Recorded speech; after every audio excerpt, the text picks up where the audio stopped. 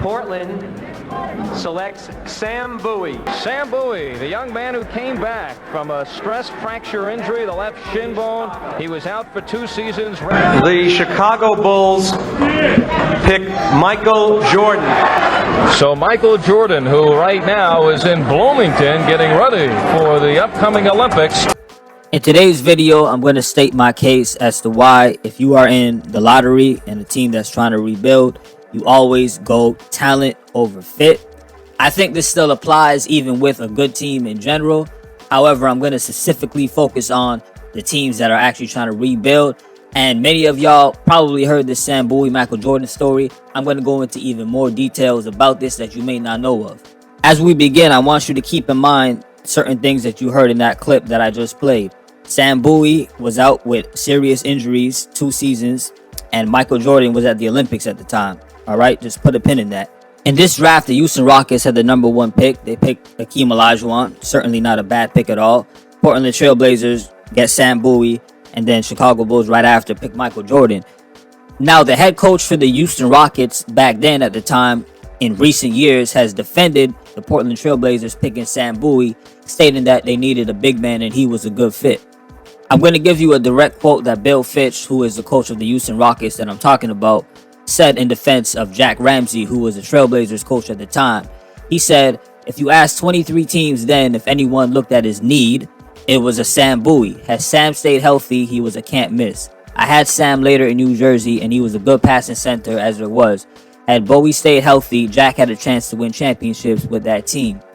Now, I'm not going to focus this whole thing on the Michael Jordan, Sam Bowie. This is just a startup for me to lead into other examples.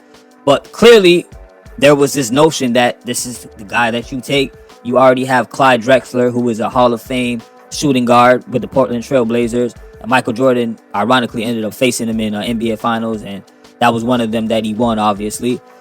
So clearly, they're not even looking at getting another shooting guard. They're very content with Clyde Drexler. And as a matter of fact, Michael Jordan was not even on the Trailblazers' radar, believe it or not. I'm going to read for y'all another quote, this time from Portland Trailblazers former president Harry Glickman. He said, if you look back at the draft, if we hadn't selected Bowie, we wouldn't have selected Jordan. We probably would have gone with Charles Barkley. Yeah, Charles Barkley was in this draft as well. And this reiterates the point that they were not looking at the best talented potential superstar, but rather who could fit better with the team. Remember, one of the things I told y'all to keep in mind was that Michael Jordan was at the Olympics at the time of this draft, and the guy who was coaching him was Bobby Knight, famous but controversial coach within college basketball. Apparently, according to an article written by ESPN when Bill Simmons was there, he wrote that Bobby Knight tried to convince the Portland Trailblazers GM to pick Michael Jordan. It was reported that when Bobby Knight told this to the Trailblazers GM, the GM responded back by saying, but we need a center. And apparently Knight yelled back, so play him at center. If I were going to pick people with the best ability I'd ever seen play the game, he'd be one of them. If I were going to pick the best competitors that I'd ever seen play, he'd be one of them. So in the categories of competitiveness, ability, skill, and then athletic ability, he's the best athlete, he's one of the best competitors, he's one of the most skilled players. And that, to me, makes him the best basketball player that I've ever seen play. That was Bobby Knight speaking about Michael Jordan just before his rookie season. Looks like he wasn't far off. Let's switch gears and go to the 2007 NBA draft. And I'm sorry if you're a Portland Trailblazers fan, it's just that your franchise happens to be the most prominent of examples that I could find with what I'm trying to convey. To be fair, though, let me make this clear. A guy like Sam Bowie at that particular time, it was looked at as a really good pick, somebody who could turn out to be an amazing center in the NBA. It was the same with Greg Oden. He was deemed an athletic big man who could defend, rebound, and had a low post scoring game. He led his team to the NCAA championship. So it's not like they were picking guys that were just off the radar. Let me put that out there. So they take Greg Oden with the first pick in this draft. If you look at the roster headed into this selection, according to the way the game was played in 2007, this is before the whole three-point explosion and small ball lineup, they looked at their roster and said we needed a big man, another center. Now they had LaMarcus Aldridge, who we know became an all-star level player. But remember, this is 2007. The idea of having two big men, 6'10", 6'11", another 7-footer down there in the low post, this is ideal. It's It's not the three-point explosion small ball lineup era just yet, which is why they ended up trading Zach Randolph, because the idea was we're going to have Greg Oden at center. LaMarcus Aldridge is more of a power forward. We got our two big men now in the starting lineup, guys who are going to be our stars. And then we got another rising star with Brandon Roy on the perimeter. But ironically, just like how Bobby Knight, who coached Michael Jordan, was trying to say, hey, play him at center, basically saying that I don't care what position you got to play him at, draft this guy. The Texas Longhorns head coach, who was coaching Kevin Durant at the time, by the name of Rick Barnes, made very similar remarks. And I'm going to read you a quote that he said. If they are looking for weightlifters to come out of Texas, that's not what we're producing. There's a lot of guys who can bench press 300 pounds in the NBA who couldn't play dead in a cowboy movie. Kevin's the best player in the draft, period, at any position. Those were words from Rick Barnes. He turned out to be very right. Let me be objective though. Just like Sam Bowie, as I was saying, to keep in mind, Sam Bowie had the injuries that he dealt with. Greg Oden, unfortunately, went through the same situation, or a very similar one. He missed his rookie season. The injuries just piled up. He never got a chance to truly show his potential. An argument could be made he would have went down as an all-time great. Who knows? But I don't think it's a coincidence that once again you see somebody coming out saying this is the best player within the draft. Forget position. You want talent, you go with this guy. This one is tricky. Going into this draft, the Detroit Pistons, the 02-03 season, they won 50 games. They ended up having the second pick in the draft from a trade that happened in 1997 with the Vancouver Grizzlies. They're on the verge of winning a championship, and there's a sentiment of if it ain't broke, don't fix it.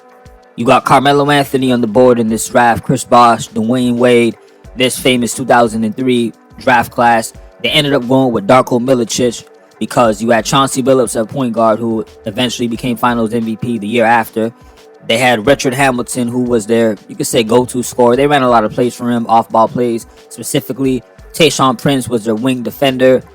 Ben Wallace was strictly their rebound, defense, block shots guy. He didn't need the ball at all. Then you had a young Memento core. They had a nucleus of players, and they didn't want to disrupt that. That was the feeling at the time, or what people were saying.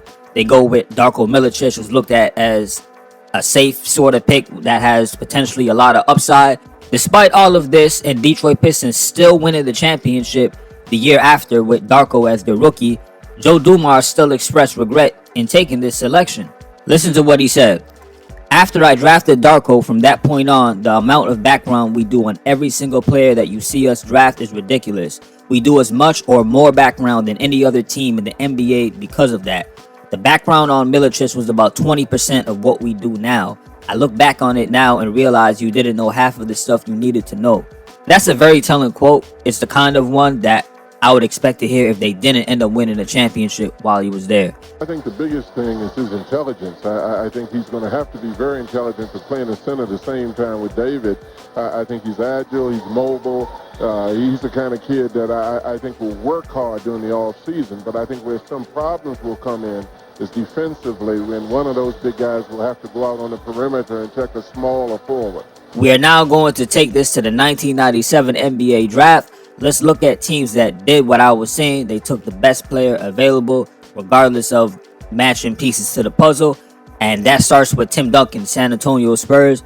This was a popular kind of consensus pick, to say the least. They had David Robinson already at center, Hall of Famer. Tim Duncan is another 7-footer. As you heard John Thompson, the college coach, break down, there was obviously some worries as, look, you got two big men who are basically centers.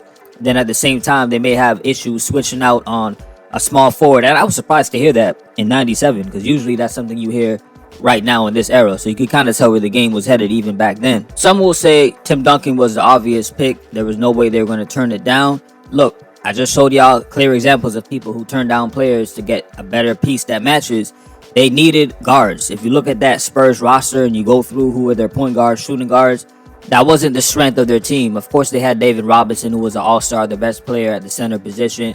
Then if you look at their small forwards, they had a couple guys who made all-star games in prior seasons with Dominique Wilkins and Sean Elliott. However, their guards specifically, that wasn't there. And in this draft, Chauncey Billups went high, point guard. Antonio Daniels, these guys were coveted as well. They could have really went off the radar if they wanted to and argued this is what we needed. I'm about to drop another example of what I'm talking about. and that is the 2009 NBA draft when the Golden State Warriors selected Stephen Curry. Let's look at this roster of this team. A huge argument could be made, especially during this time they needed a big man. Corey Maggette, good power forward.